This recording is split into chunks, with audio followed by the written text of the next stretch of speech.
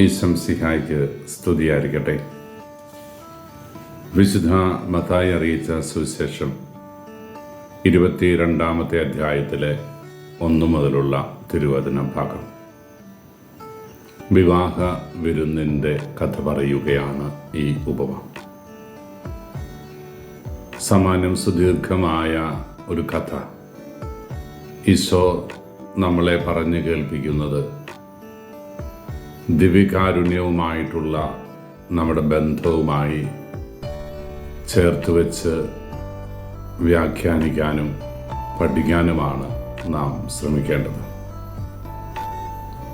വിവാഹ വിരുന്ന് ഒരുക്കിയ യജമാനൻ യഹൂദ പാരമ്പര്യമനുസരിച്ച് നാളുകൾ നീണ്ടു നിൽക്കുന്ന ആഘോഷവേളകളിൽ ചില പ്രത്യേക ദിവസങ്ങളിലാണല്ലോ ബന്ധുമിത്രാദികൾ, അയൽവാസികൾ, ക്ഷണിക്കപ്പെട്ടവർ ഒക്കെ വിവാഹ വിരുന്നിന് എത്തുക.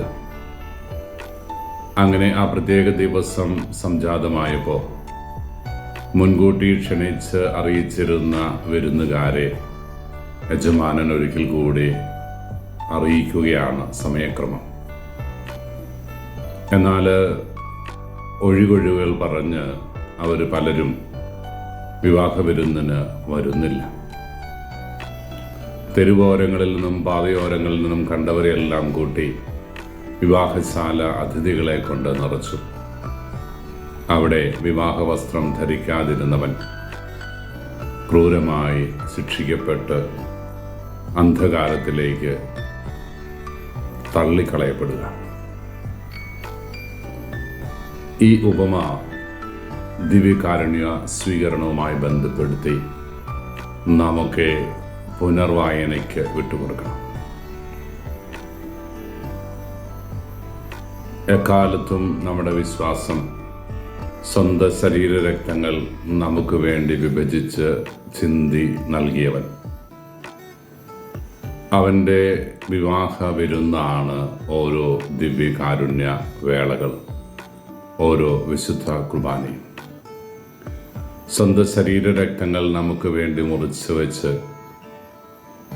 വിരുന്നിൻ്റെ സുന്ദരമായ നിമിഷത്തിലേക്ക് നമ്മളെ ക്ഷണിക്കുമ്പോൾ മാമോദീസ സ്വീകരിച്ച സഭയിലെ അംഗങ്ങളായ വിശ്വാസ സമൂഹത്തിൻ്റെ ഭാഗമായ നമ്മൾ ഒഴികൊഴിവുകൾ പറഞ്ഞ് വിവാഹ വിരുന്നിൽ നിന്ന് മാറി നിൽക്കുന്നുണ്ടോ എന്ന്, ദിവ്യകാരുണ്യ ഈശോയെ സ്വീകരിക്കുന്നതിൽ വീഴ്ച വരുത്തുന്നുണ്ടോ എന്ന് ഗൗരവത്തിൽ ചിന്തിക്കാൻ നമ്മളെ തിരുസഭ പ്രേരിപ്പിക്കുകയാണ്. പ്രിയപ്പെട്ടവരെ, ദിവ്യകാരുണ്യ സ്വീകരണത്തിൽ നിന്ന് ഓടിയകലുന്ന ഒരുപാട് ജനം നമ്മുടെ ഇടവക വട്ടങ്ങളിലൊക്കെ ഉണ്ട് എന്നത് വേദനയോടെയാണ് ഞാൻ അനുസ്മരിക്കുന്നത്.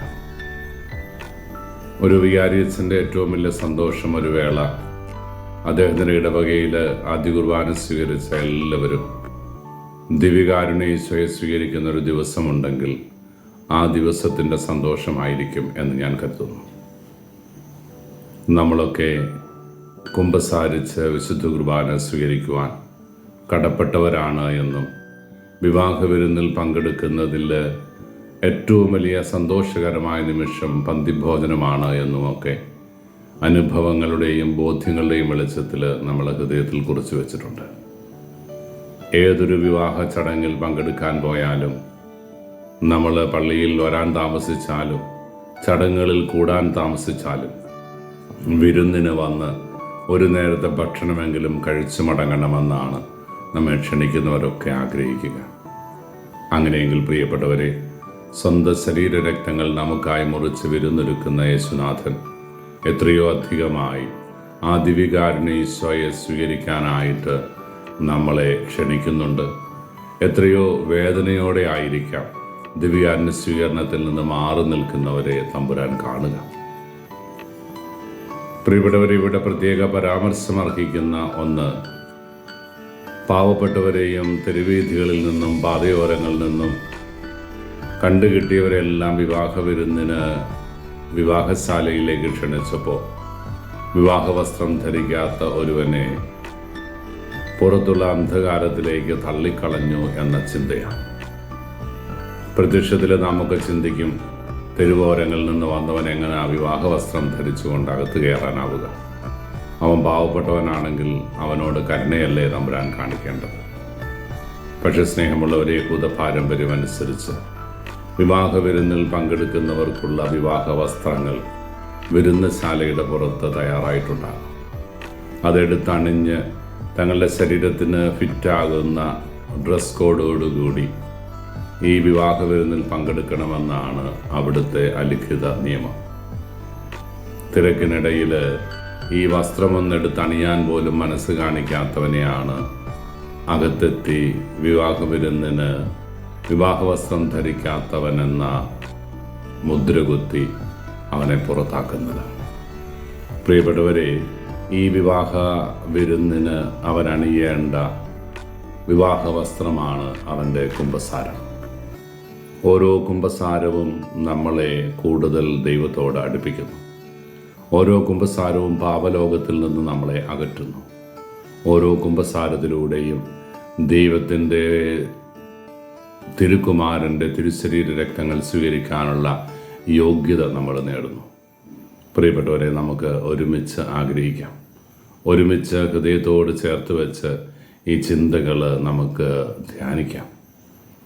യേശുവിൻ്റെ തിരുശരീര രക്തങ്ങൾ സ്വീകരിക്കുന്ന അവൻ ബലിയായി അർപ്പിക്കപ്പെടുന്ന ബലിവേദിയിൽ കടന്നു വന്ന് അവൻ്റെ തിരുശരീര രക്തങ്ങളെ യോഗ്യതയോടെ സ്വീകരിക്കുന്നവരായി മാറാൻ നമുക്ക് ആഗ്രഹിക്കാം. ഒരുക്കക്കുറവിൻ്റെ പേരിൽ നാം ആരും പുറത്തെ അന്ധകാരത്തിലേക്ക് തള്ളിപ്പെടാനിടയാകരുത്. ഏറ്റവും ഹൃദയപരമാർത്ഥതയോടെ ആഗ്രഹിക്കാം. ഈശോയെ, നിൻ്റെ ദിവ്യകാരുണ്യത്തിൻ്റെ ഉപാസകരായി മാറാൻ ഞങ്ങളെ ബലപ്പെടുത്തണമേ എന്ന പ്രാർത്ഥന ദൈവസന്നിധിയിൽ നമുക്ക് ഉയർത്താം. ഈശോ എല്ലാവരെയും അനുഗ്രഹിക്കട്ടെ. കർത്താവ് മിശിഹായുടെ കൃപയും പിതാവായ ദൈവത്തിൻ്റെ സ്നേഹവും പരിശുദ്ധാരൂപിയുടെ സഹവാസവും നാം എല്ലാവരും കൂടി ഉണ്ടായിരിക്കട്ടെ, ഇപ്പോഴും എപ്പോഴും എന്നേക്കും.